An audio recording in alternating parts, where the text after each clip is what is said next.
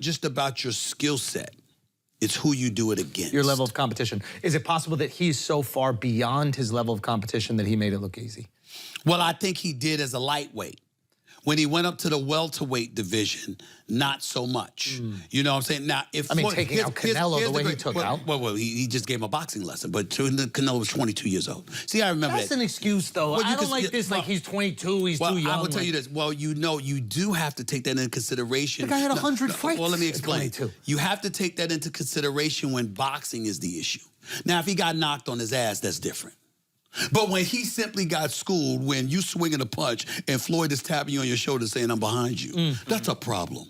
You understand what I'm saying? That's just a skill, like, you know, Well, we could credit Floyd with that. Of course, I am crediting. I'm saying he's a brilliant, brilliant boxer. You know, Floyd knew how to move before you even threw the damn punch. You see what I'm saying? You got to be a veteran to know how to overcome that. You can't put a novice into the ring with Floyd Money Mayweather. You understand? He's going to school you. What I'm saying to you is that if you want to make an argument on Floyd Money Mayweather's half, which I'm not summarily dismissing, I would tell you it's this.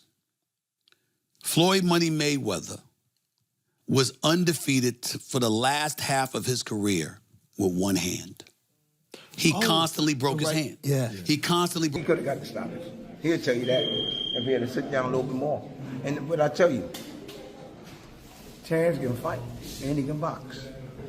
And he can fight. He'll fight this side. He take chances, man. You know what I mean? And that's how you be great, man. And he one of the greatest out there now. I think he's great. I think he's the best out there right now in that division.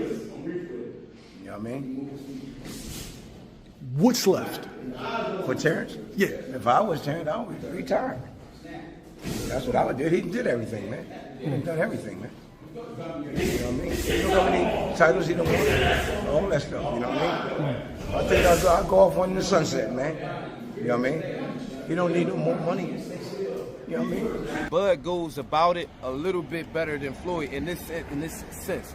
Floyd will like, when Floyd fought Canelo, he was standing right there. He wasn't running and all of that. He wasn't doing all of the stuff that they say, oh, runner, Mayweather's a runner. He wasn't doing that versus Canelo. He was right there. And I can't even really remember Canelo catching him like that, like with nothing.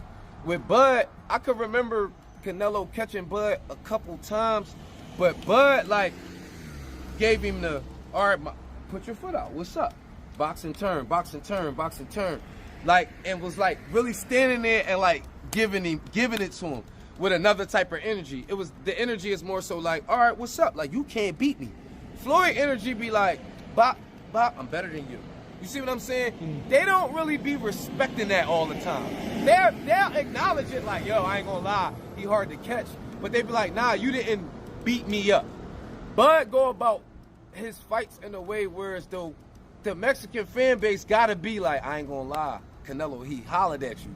Like, he came at you too. He didn't just be better than you. He was better, and then he was like, all right, I'm gonna come at you. And I think they really respect that. Shit, I respect it. I don't think it's not, I think the less you get hit, the better. I'm always gonna take it that way. So, you know what I'm saying? As a boxing fan, the kind of boxing fan that I am, I would have leaned towards Floyd's performance, but Bud's performance was like, if I'm a casual fan, I'd rather watch the way Bud do it. Well, there's one of the greatest ever. He's a brilliant defensive fighter. His speed, his boxing savvy. He's just a savant. He's just something special, no question about it. But I gotta look at the Sugar Ray Leonards. And that's how I look at it. What makes him get more respect than me? You my next door neighbor, you know, I tell him, you got yours from your family. I got mine from the ground up, from hard working. Floyd's way is safe. Not in a punk, but it's like the safe way, like nothing ain't gonna go wrong. But that's how he fight. That's his character. You find yourself looking back at one of boxing's most seismic moments, Terrence "Bud" Crawford's stunning victory over Canelo Alvarez. Just weeks ago, Omaha's streets overflowed with pride as the city honored its hometown champion, a fighter who silenced critics and toppled one of the sport's greatest names. The parade, the chants, even a congratulatory message from Eminem, all of it underscored how much Crawford's legacy had grown. Yet as quickly as the celebration swelled, the conversation shifted. Instead of basking in his triumph, Crawford was thrust into headlines again. This time not for his skill in the ring, but for a tense confrontation with Omaha police that left fans stunned and officials promising answers. You can't ignore how jarring the contrast feels. Hours after raising his hands in victory and promising to enjoy the moment, he was trending for an entirely different reason. Leaked footage of him at gunpoint during a late-night traffic stop. The clip spread across social media like wildfire, sparking outrage, debate, and calls for transparency. City officials promised investigations, while fans dissected every frame. Some defended police protocol, others saw it as an unnecessary humiliation for a man who had just given his city so much. That's the fragile line. Crawford now walks celebrated icon one moment, scrutinized figure the next. Through it all, Crawford reminded you why his victory matters beyond the drama. On Cam Newton's podcast, he made it clear he doesn't fight for the bag alone. "I don't have to box. I box because I love it," he said, pointing out that defeating Canelo would echo louder in history than any paycheck. He admitted he may not receive full recognition until after retirement, but he didn't sound bitter. He sounded focused, convinced that being remembered as the man who toppled Canelo Alvarez will matter far more than temporary narratives about money or timing. And you have become, you're a true inspiration to the youth, man. Anybody that's troubled, any troubled kid out there, man, they can look at you and say, hey, man, I got a fighting chance to get myself out the situation. All I got to do is make that choice. That's what you did, Crawford. You made that choice, man. You made that choice to change, bro. You know, you saw going down, man, years ago, man, in 2008, man, when that bullet came through that window, you knew you had to do something or you'll end up 6 feet under, bro. You know? So that courage that you had, man, and that will that you had and that mindset to change, man, and the gym, you know, grooming you and turning you into a man, because that's what boxing does.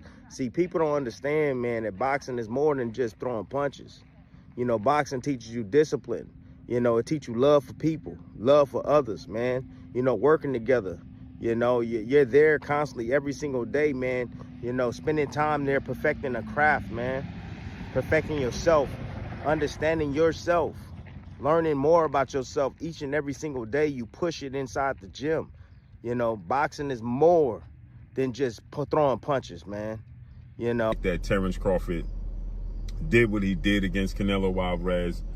Terrence Crawford made himself the face of boxing, and he did it. He made it look easy. He made the Errol Spence fight look easy. That was supposed to be the toughest test of his career. I thought it was. The whole world thought it was. It was the easiest fight he had at welterweight. I thought, but I've been saying for years that he's gonna easily beat Canelo Alvarez, and he did. But many people expected Canelo to knock him out. That wasn't the case. With that said, now I'm sorry. He's a genius.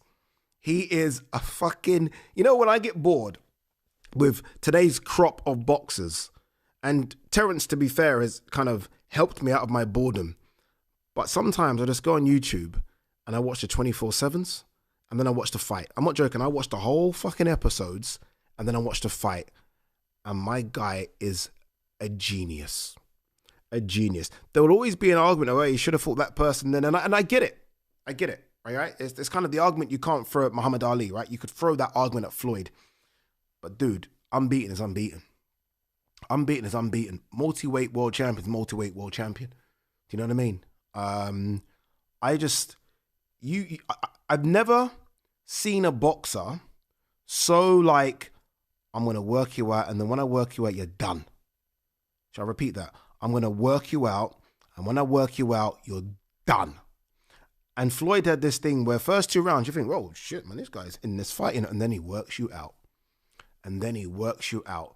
Floyd, Pretty Boy Floyd was better than Money, but Money Floyd had, obviously, the fights, right? The second time. They can't take it away from him neither. Does this one mean more to you than the other ones? Yeah, it does. Yeah? It gives us the opportunity as a team to go into the Hall of Fame.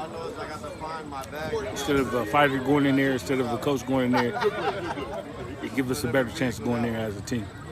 Well, congrats on that. I know that means a lot to you and the team. Definitely that. You know, I asked Bud this after the fight 2 weeks ago. Would he consider this his signature win? He said, yeah, one of them. Do you think that was his signature win of his career? Well, the last fight? Yeah, the Canelo one. Oh, hell yeah. Yeah. Because he was the underdog.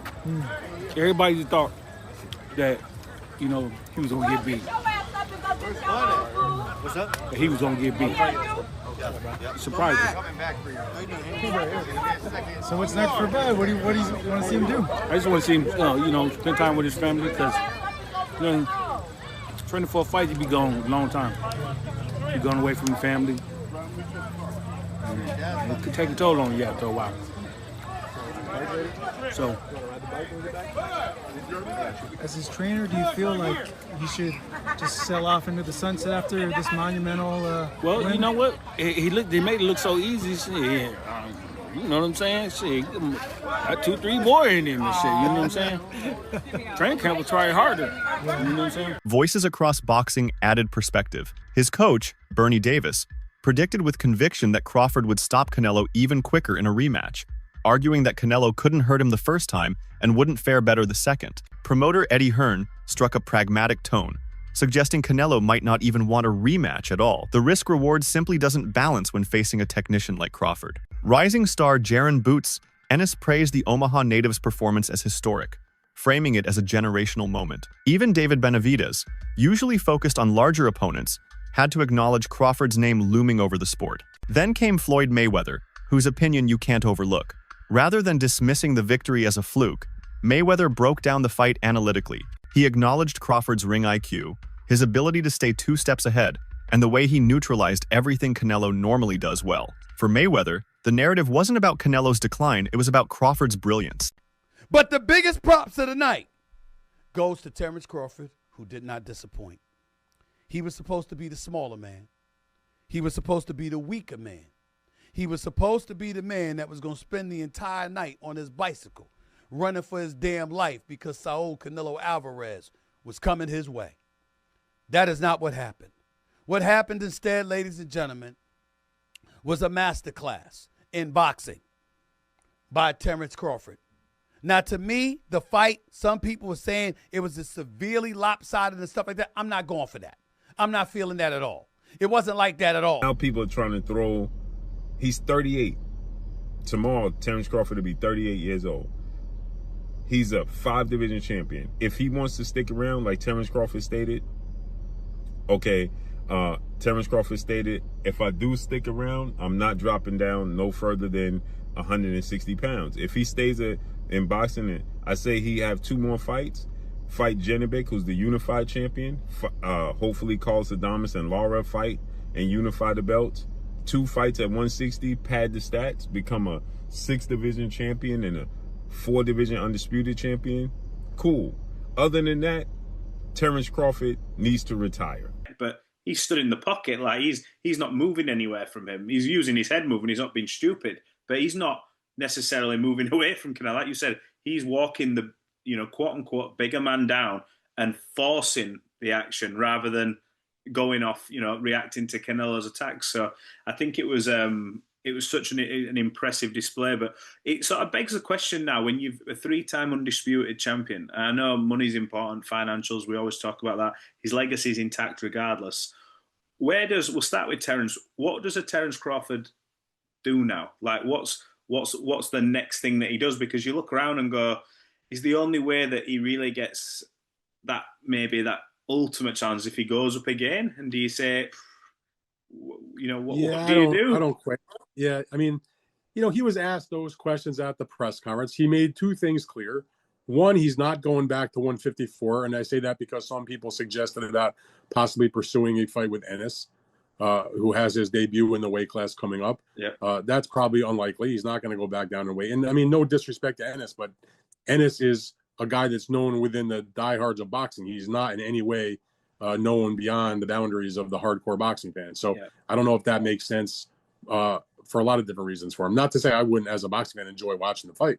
So, yeah. But I don't think he's going back to 154. He was asked about like a Benavidez at 175, and he acknowledged like that guy's really big. I mean, that's maybe a bridge too far. He already went up to 2 weight classes to fight Canelo at 68. So it feels to me like he can either stay at 168 and defend this championship and look to the same types of names that were being thrown around as the types of guys that would have been in the mix for Canelo had he won the fight. He doesn't need it anymore.